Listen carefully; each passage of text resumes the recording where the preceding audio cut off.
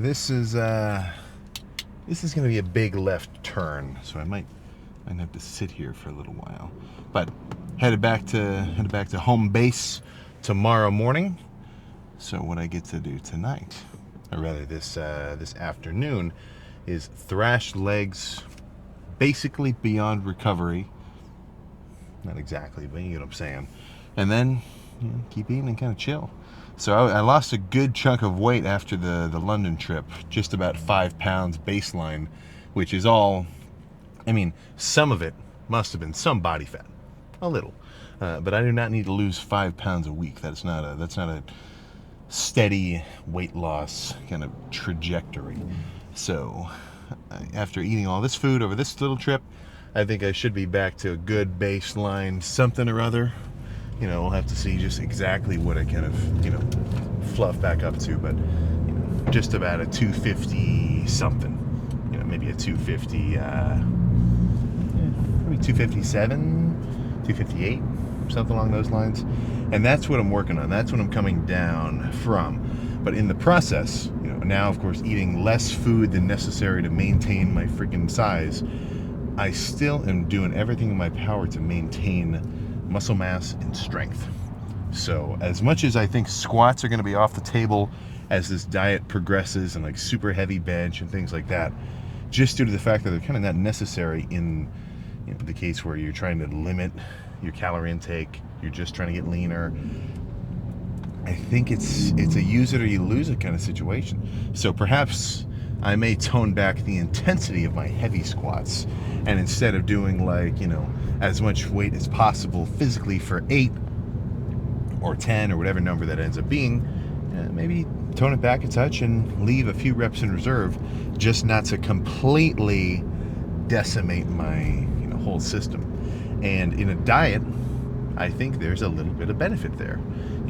Like if I'm training in an off season and I'm trying to bulk up, I'm not leaving reps in reserve. I'm not trying to, I want pretty much every working set at least to be basically to failure. But when you're dieting down and you're basically giving yourself this handicap of, all right, well now I'm not full of 800 or 1,000 grams of carbs today for this leg day, I might have to tone back a touch. Well, then that's a situation where that's going to come into play. But I say that and then I still pretty much just go for it. There's one thing that I think will never change, or at least will always kind of linger in my mind as just a pretty strong thought process and kind of base point to think from. And it's just that the harder you go, the better everything's gonna work out. The harder and the more just excited, just amped I am before I do a leg day. Guess what? It doesn't matter what the hell I do on that leg day. The lift will succeed.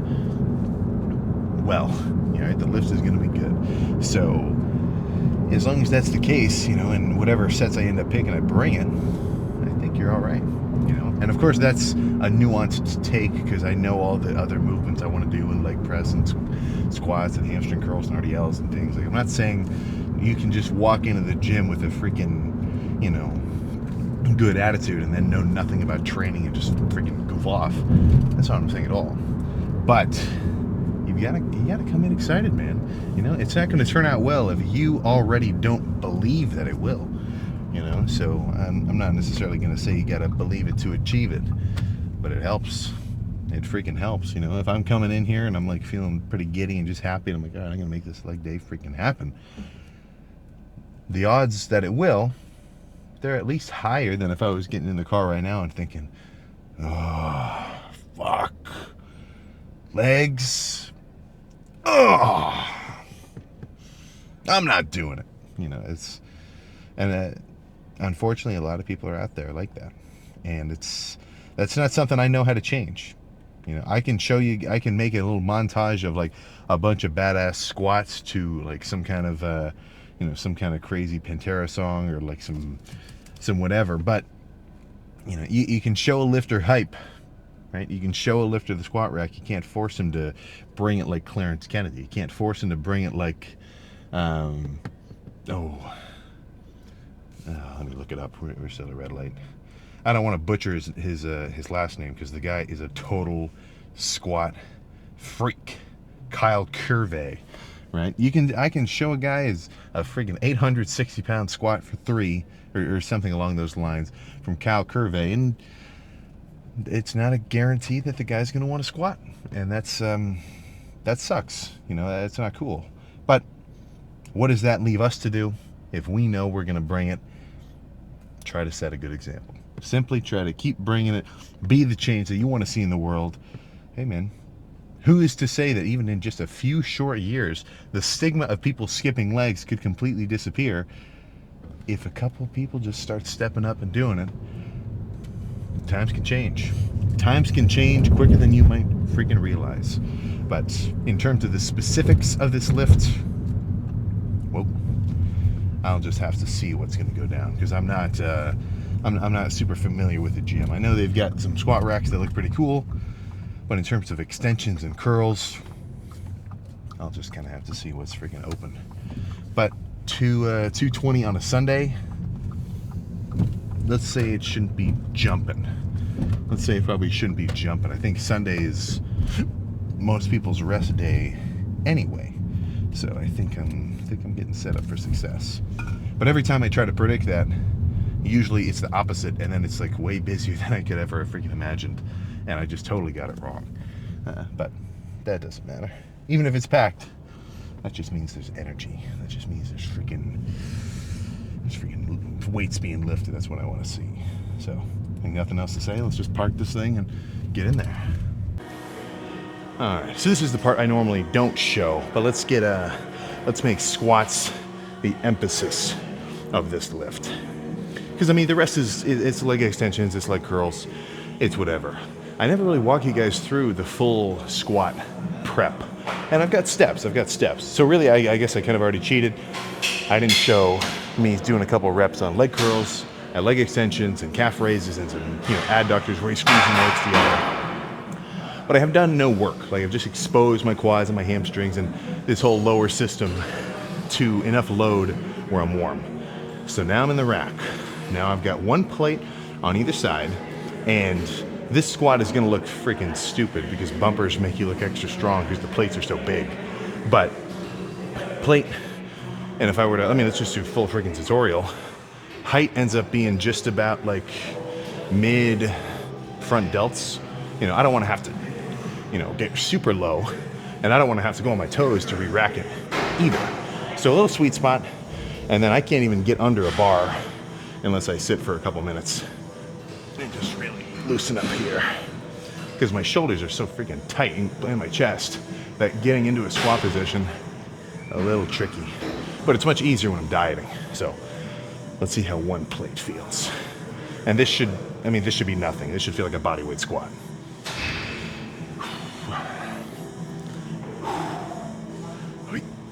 All right, okay.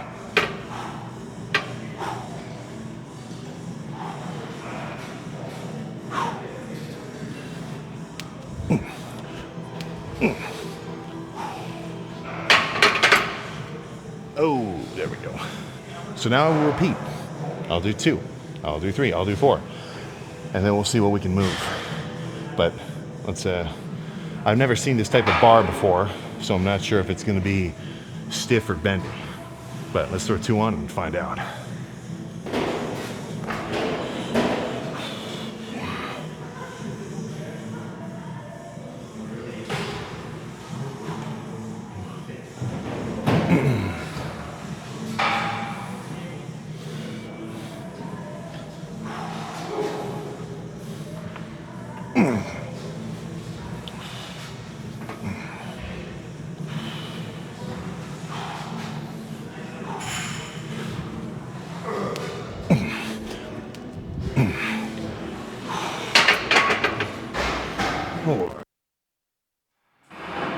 No tweaks, no pinches. Time for 3. Another neglected aspect of workouts. Looking at the weight, sitting actually like knowing you're gonna freaking do some shit. I'm not mindless here. I'm not mindless. Even though I'm breathing, I'm chilling, I'm scrolling through TikTok edits, which I think is different than like looking at Instagram, because the edits are getting you amped up. Like, go through your saved videos. But I just want to take a second, recenter, get some breath, and then feel what 3 is like, which again shouldn't be much. Like I don't really start to feel like it's getting heavy until about 3. 3 is not nothing, that's for sure.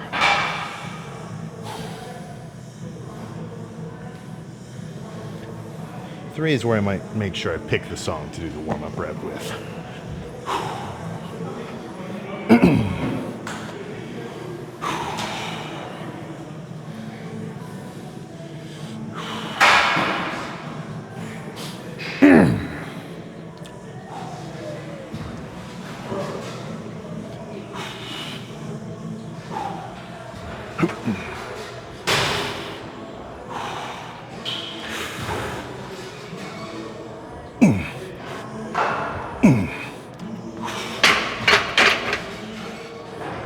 Perfect. Time for foe. Another unspoken test. Unracking a plate. Right now, oh, I can't do 5. I'm gonna have to put a regular plate on the end. That's okay. But depending on how heavy it feels taking a 45 off, you know, that might affect your morale. I mean, shit. If I picked up a 45 right now and it felt like a 60,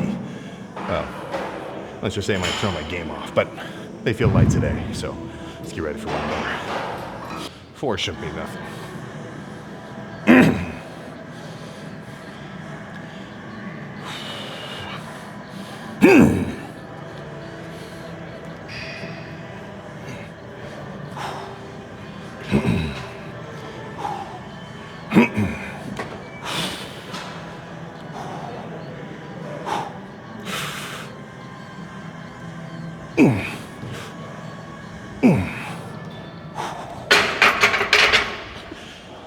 All right. Let's throw one more on.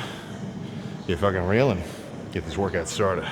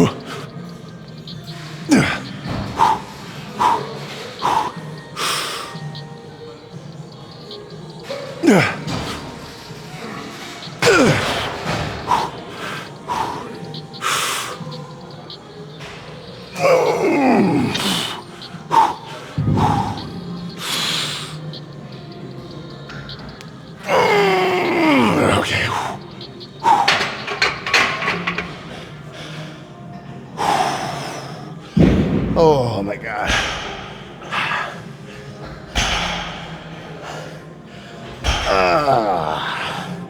That's not supposed to be so freaking heavy, man. Let's move on. That's the heft of the lift done. All right, so this, imagine you're the bar. Just getting fucking pissed. That's one thing I miss. When a squat like this was new, and I just gotta sit and breathe for a second so we can have our own little one-on-one. But when this weight was like new territory, dude, I won't even have any music playing. And I'm just sitting and it's like, I'm trying to build that freaking, I can't go heavier. Heavier is like, I'm gonna explode my knees. There is no threshold where I'm like, I can just keep going higher. But I wish I had that same like, just, honestly, kind of like fear of squats in a way, like a healthy fear. Because it's like you're cornered, you know, you're an animal, you're backed into, and you just gotta, you know, you just gotta go wild to protect yourself. But really, I'm just trying to delay when I have to put all these freaking plates back. But let's move on. This is gonna be like a jumble of quads, hams, back and forth like that. Some squeezing and leg extensions will be good now. And in terms of relative wildness, this one's not that wild. I want to bring it, But, you know, I'm not gonna rip my quads off here. All right.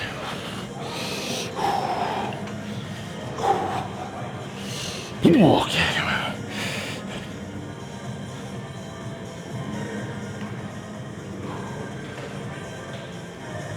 Yeah, there we go.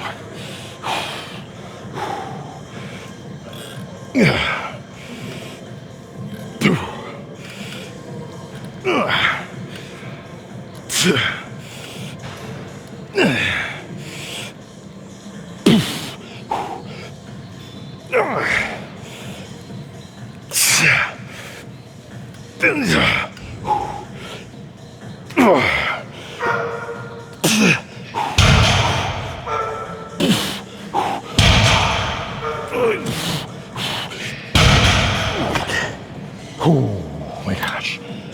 I sat down for a second and I almost freaking fell off the seat and ate shit. Because like, this leg extension is made for a 5-year-old. My feet are freaking dangling way off the floor. But this will be a light squeezing set. So this will put me in 3 sets for quads, and then I'll do some curls. Or maybe, actually I might even just do a sandwich approach where quads first, all of hamstrings in the middle, and then come back and wreck quads. When I'm bulking up and I just want a good classic lift that I know is gonna work, well then I'm just gonna hit all quads all at once, all hamstrings all at once, really give them my full attention. But dieting down, I mean shit, the set that's given me the most stimulation for my quads was that set of squats, which is already over with. And it was the first one, right? So I don't wanna say that this is more fluff work. It's definitely not. But when you're dieting, that's when I've got more room to kind of try new workouts, really try new stuff. Because for me to get a good workout that's gonna maintain my size and strength when I'm dieting, it's not that hard, right? The hard part of dieting is the diet. The actual training, I mean, sure, you back off on intensity, you can't lift as much weights, but I think that's where you can make use of like, all right, I've never tried this before. I'm gonna stay the same size as long as I get a good workout, let's try this. And that's where you kind of, or at least for me, I get to explore new ideas for things and just try different stuff. And if I really like it, then I'll keep doing it in the off season later on. But this will be a basic squeezing set here. Partnered with a good song.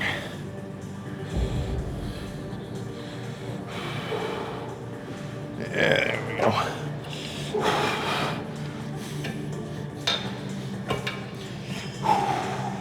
I go 1 notch heavier. All right.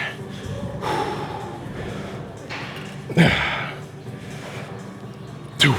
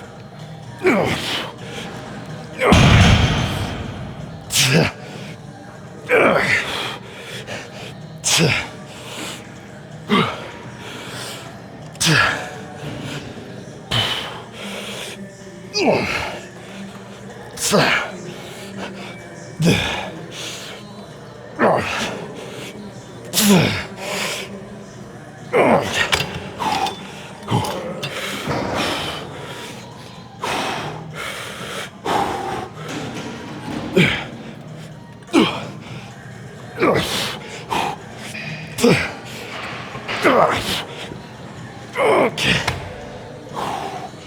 Ooh. Ooh, okay. Oh, let's do some leg curls. All right, so I don't know if it's just this machine, but I'm feeling freaking strong on these curls. So let's bust out a few here and then go back to some quads.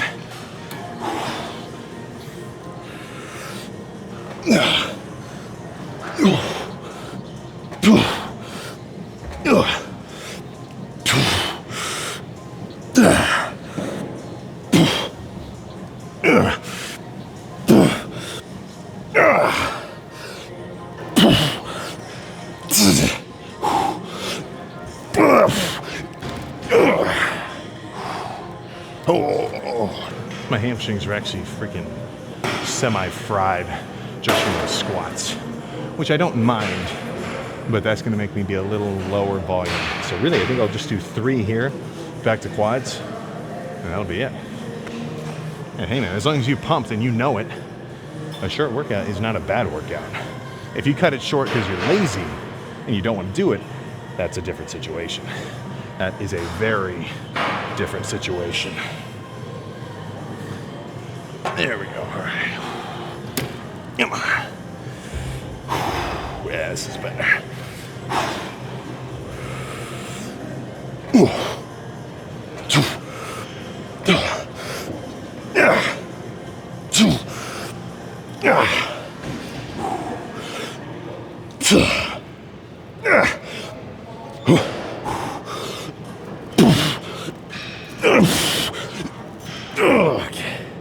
Ooh. One more. Ooh.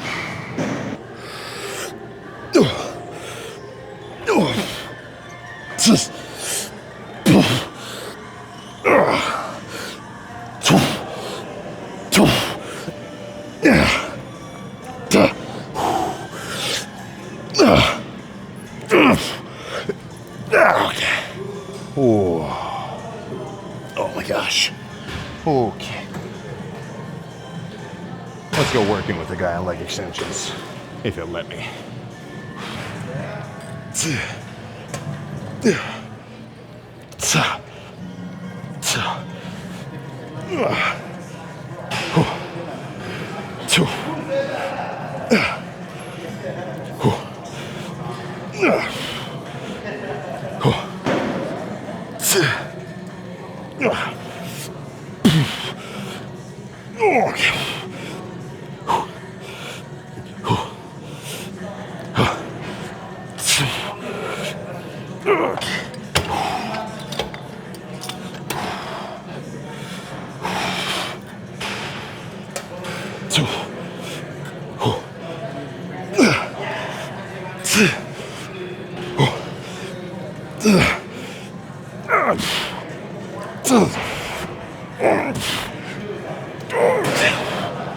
Oh my gosh.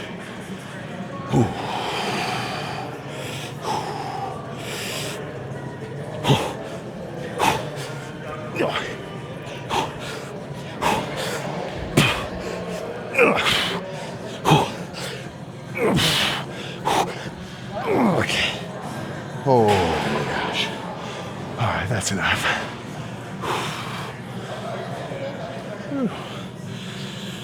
All done. How you doing? All right, so not the wildest day, not the wildest leg day, but I don't know. I mean, I really like the lift to be the crazy part. I love the lift to be like just fucking nuts. But when you're dieting, you kind of have a responsibility to your own goal where it's like, okay, should I rip my quad in half for the sake of a heavy squat? No. So squats will be phased out over the next few weeks. Not instantly, I'm not just gonna cut them off, but they will be phased out. Just because it's your quads, it's your lower back, it's your glutes, it's your stomach bracing, it's your whole, it's as close to a full body movement as I'm gonna do. And it's just, when you're dieting, it's just a lot. So I'm gonna be much more isolated. But let's see, how are calves looking? Yeah, we're getting somewhere. So when you got like, all this like fancy stuff on the side of the calf, like kind of tibial or whatever, that's what I'm really excited about. And dude, I've barely even freaking dieted. Like I'm not substantially leaner than I was like just a few months ago. And it's still feeling, I'm just getting excited. But I'm not gonna rip the pants off. We'll just do a little exposure here.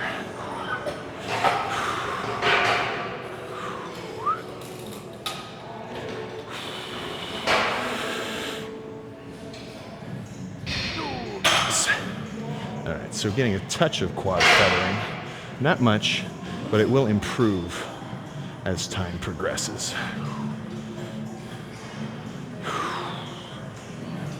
I need the light to be coming in this way a little more, but feeling relatively beastly. Whoops. Nice. That's what I want. I want to be pumped. I want to not rip my quads off. I want to be able to go home, eat some food, and come back stronger to do it again the next day. There we go. Yeah, but dude, good leg day. And not that much volume either. Now, it gets weird to describe training when I'm dieting because it's a very specific kind of training. And it's not what I, like this kind of lifts, it's not what I've done to get where I am now, but it is kind of what I have to do, or at least what's just about right for me to do now to keep moving forward for what my goals are. So sometimes this is going to be a do as I say, not as I do. If, I'm trying to build my quads and you want like a workout that I would recommend for like future growth, well then I'm going to say watch an off-season lift where I'm really trying to freaking hit my quads as hard as possible, wreck them in a good way, and then come back with a stimulus to eat and grow and build back stronger. These lifts are a little more just for the purpose of maintenance. I want my quads to get leaner right now because they're not going to get bigger. Not in a deficit for sure. But, yeah, man, nothing else to say except for bye-bye Monterey. Let's go home. Well, let's get in the car. There we go. All right. That was a good-ass leg day. A little more chill, a little lower volume, but the density of the intensity was what I want to see. So I was just getting into that with one of those guys was, it's like, what's a good workout? How much volume, how many sets, how many whatever, like what's it, right? Do I need to do 20 sets? Do I need to do 5 sets? Now, it wasn't, the actual question was like, what should I work on? It's like, he wanted me to give him a scan and say, it's like, do I need to work on my triceps? Do I need to work on my freaking arms? Do I need to work on my buys? Do I need to work on whatever? And, sometimes it's not so simple as that. I think what I would say, rather than like, okay, you need to work on this, and this, or like you need to skip arms entirely and you only do back, you're so arm dominant, I probably wouldn't say that specifically, or I at least wouldn't do that specifically for me. I've had times where I have backed off on my back training, and I barely do shoulders, but they're big enough, like it's objectively fine. But there is a point I feel to not thinking that you have to do more, but kind of trying to reflect and think, what can I do better for my training of this muscle group that I think is a little lacking, and try to improve it that way.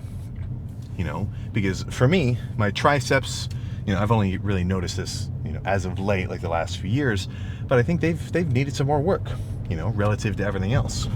But I think that more volume isn't necessarily the answer, or wasn't necessarily the answer for me.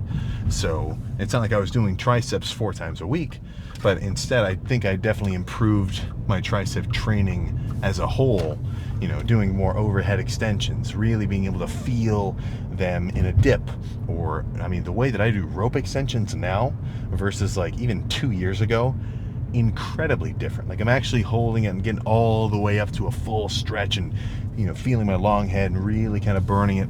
Like I know it's a little cheesy to say put your mind into the muscle, but in that case it really is true.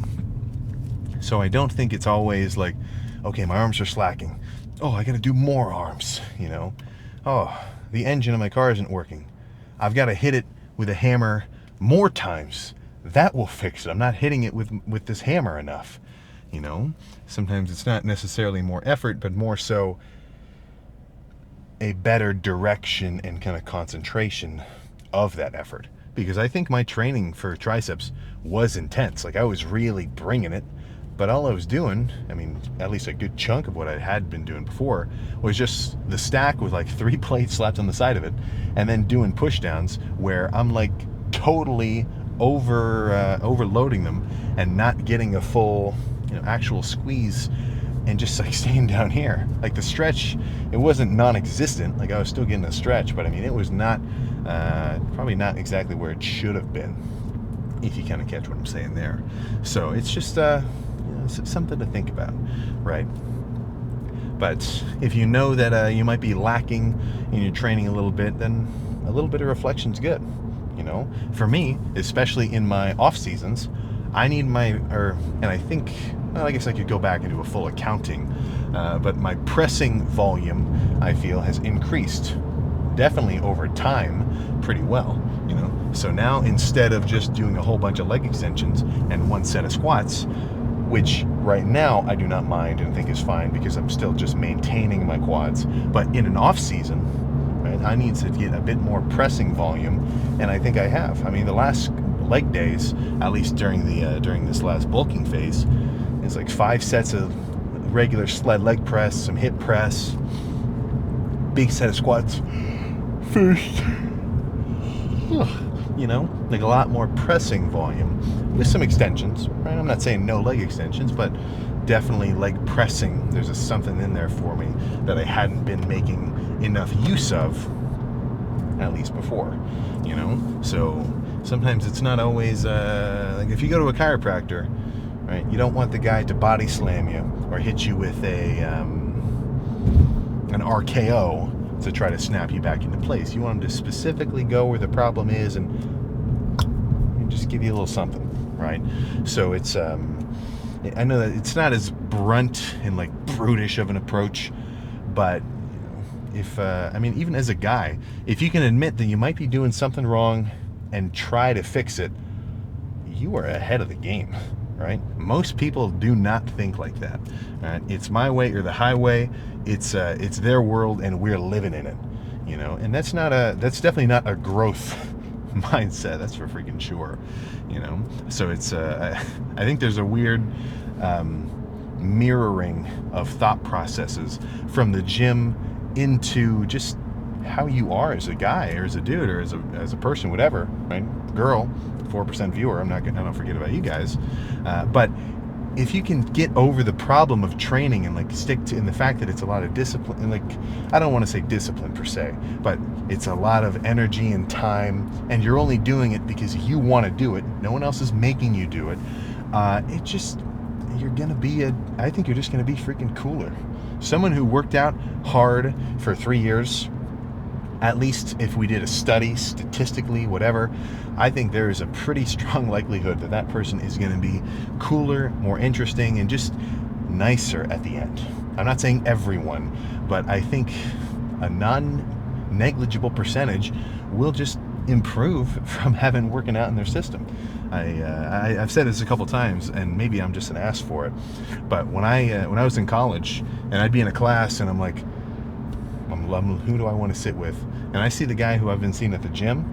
For one, we probably already talk, but for two, I'm like, we're on the same wavelength here. We've got something going on in common where I'm like, it's like a freaking stand user, You're always going to be attracted to him in one way or the other, and your paths will just simply cross.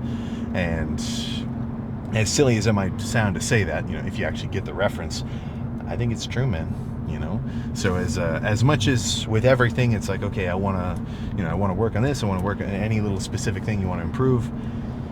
Shit, man. With the working out, I'm gonna make it as complex as whatever, just for the sake of making sure I look at it from all angles, but in a little bit more of a simplified approach.